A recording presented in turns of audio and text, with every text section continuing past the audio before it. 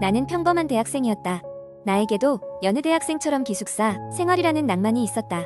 그곳에서는 매일 새로운 친구를 사귀고 과제에 치이고 가끔은 철야로 게임도 즐겼다. 하지만 그해 여름, 나는 잊을 수 없는 기숙사에서의 섬뜩한 경험을 하게 되었다.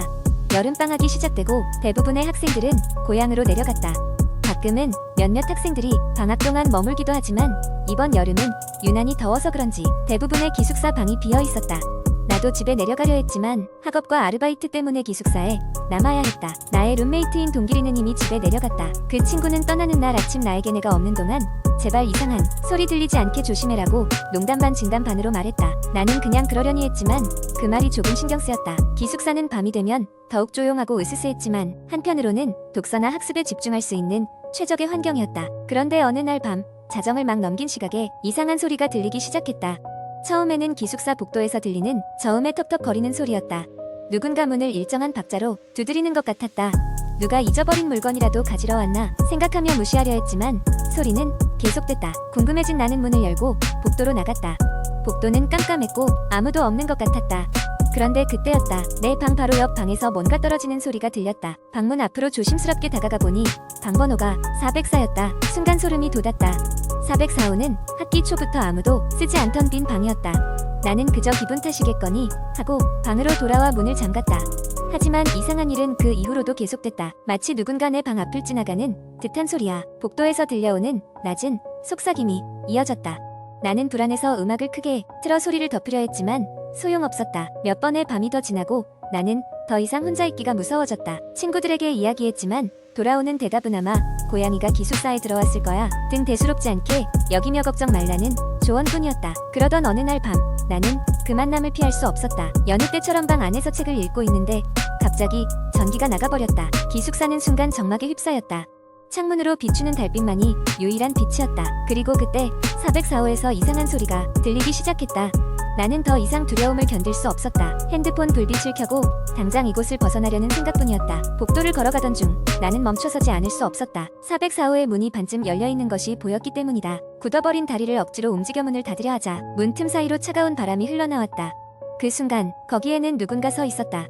긴 머리에 하얀 옷을 입고 있는 여자가 천천히 고개를 돌렸다.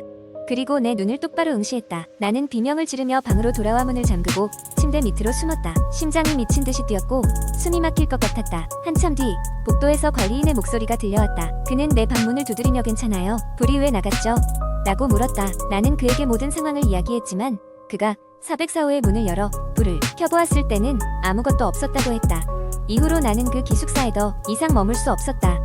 내가 떠날 준비를 하던 날 관리인은 나에게 한 가지 이야기를 들려주었다. 그 404호는 몇 년 전 한 여학생이 불행한 사고로 세상을 떠난 방이라고. 이후로 그 방에서는 이상한 일이 자주 벌어져 기숙사 측에서는 사용을 자제하고 있었다고 했다. 나는 더 이상 그 이야기를 듣고 싶지 않았다.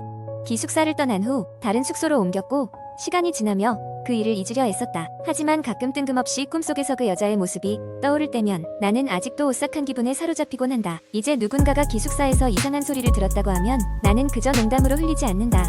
그저 조심하라고 말해줄 뿐이다. 두 번째 이야기 몇 년 전 나는 서울의 한 대학에 다니고 있었다.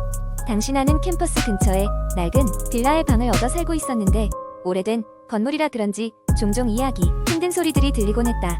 가끔은 배수관에서 가끔은 벽 너머에서 무언가 긁히는 듯한 소리가 들렸지만 당시엔 그냥 오래된 집이라 그런 거라며 대수롭지 않게 넘겼다. 어느 날 밤 난 열심히 과제를 하고 있었다. 창문 밖에서는 주위가 조용해지며 늦가을의 차가운 바람이 부드럽게 불고 있었고 거리에 가로등 불빛만이 희미하게 방 안을 비추고 있었다. 그때 갑자기 방문 앞쪽에서 이상한 소리가 들리기 시작했다. 처음엔 그냥 바람 때문인 줄 알았지만 점점 소리가 커지더니 분명히 무언가 또는 누군가가 내 방문 앞에 서서 성이는 느낌이 들었다. 겁이 나긴 했지만 나는 용기를 내어 방문을 열어보았다. 그러나 복도에는 아무도 없었고 돌아보자 내 방 안은 여전히 어두운 상태로 남아있었다. 다시 책상에 앉아 공부를 계속하려 노력했지만 뭔가 불길한 기운이 느껴져 도저히 집중할 수가 없었다. 결국 난 전구를 갈아 끼우고 방안을 환히 밝히며 안심하려 했지만 특유의 오싹함은 여전했다. 며칠 후 나는 친구들과 저녁을 먹고 뒤늦게 집으로 돌아왔다. 방에 들어선 순간 왠지 모르게 오랫동안 비워둔 것 같은 차가운 공기가 느껴졌다. 이상하게 방 안 공기가 무거웠고 마치 누군가 방 안에 함께 있는 것만 같았다. 모든 창문과 문을 확인했지만 열린 곳은 없었다. 그날 밤 나는 침대에 누워 잠을 청했지만 불길한 느낌에 뒤척이기만 했다. 어느 순간 눈을 떴을 때 눈앞에 회색빛을 띠는 가느다란 형체가 서 있는 것을 보았다. 비명도 질리지 않는 그 순간 나는 몸을 움직일 수 없었고 머릿속엔 온갖 공포스러운 생각들이 스쳐 지나갔다. 그 형체는 점점 더 가까이 다가오더니 아주 희미한 소리로 중얼거리는 듯했다. 말소리는 세심하게 이해할 수는 없었지만 나에게 무언가를 전하고 싶다는 느낌을 받았다. 어떻게 그 밤을 보낸지 모르겠지만 다음날 아침이 밝았을 때 나는 부서진 창문과 냉랭한 공기를 느끼며 깨어났다. 방 안에는 헌 집에서는 보기 어려운 마치 새로워진 발걸음 같은 진흙 자국이 여기저기 남아있었다. 더욱이 그림자가 서 있던 자리에는 수없이 많은 손톱으로 긁힌 자국이 남겨져 있었다. 그날 이후 나는 그 방에서 더 이상 지낼 수 없었다. 결국 이사를 결심하게 되었고 새로운 곳으로 옮긴 후에야 비로소 그 불길한 기분에서 벗어날 수 있었다. 그러나 아직도 가끔씩 어두운 밤에 홀로 있을 때면 그날 밤에 형체와 중얼거림이 떠오르곤 한다. 해결되지 않은 신비와 남겨진 두려움은 오늘날까지도 나의 기억 속에 깊이 새겨져 있다. 과연 그 정체는 무엇이었을까? 나는 여전히 그 물음의 답을 찾고 있지만 쉽게 풀리지 않는 미스테리로 남아 있을 뿐이다. 세 번째 이야기. 이 이야기는 고등학생인 민수가 여름방학을 맞아 외할머니가 살고 계시는 시골 마을로 내려가면서 시작됩니다. 이 마을은 인구가 아주 적고 옛 전설과 미신이 여전히 살아 숨쉬는 곳입니다. 마을에 도착하자마자 민수는 집 앞에 앉아있는 어릴 때부터 알고 지냈던 정다운 할머니를 만납니다. 그녀는 민수를 반갑게 맞이하면서도 어딘가 불안해 보였습니다. 할머니, 요즘도 마을에 이상한 일 생기나요? 민수가 묻자 정할머니는 잠시 눈을 피하다 이내 차분히 말했습니다. 요즘 마을에 그런 일이 좀 많다더라. 낡은 학교 근처에서 밤이면 귀신이 나온다는 소문이 있구나. 민수는 그 말을 대수롭지 않게 여겼습니다. 시골 마을에는 의뢰 그런 이야기가 있기 마련이라 생각했기 때문입니다. 하지만 그날 밤 잠자리에 들기 전 창밖을 보던 민수는 멀리 보이는 폐교 쪽에서 희미한 불빛이 깜박이는 것을 목격합니다. 호기심이 발동한 민수는 다음날 친구들과 함께 그 폐교를 탐험해보기로 합니다. 다음날 민수와 그의 친구 재현, 수진 그리고 민영은 마을의 폐교를 찾아갔습니다. 폐교는 아주 오래되고 낡았으며 출입구는 녹슨 자물쇠로 잠겨 있었습니다. 하지만 문득 창문 중 하나가 열려있는 것을 발견한 일행은 안으로 들어가기로 합니다. 학교 내부는 먼지가 가득하고 곳곳에는 쥐소리와 바람소리가 섞여 으스스한 느낌을 더했습니다.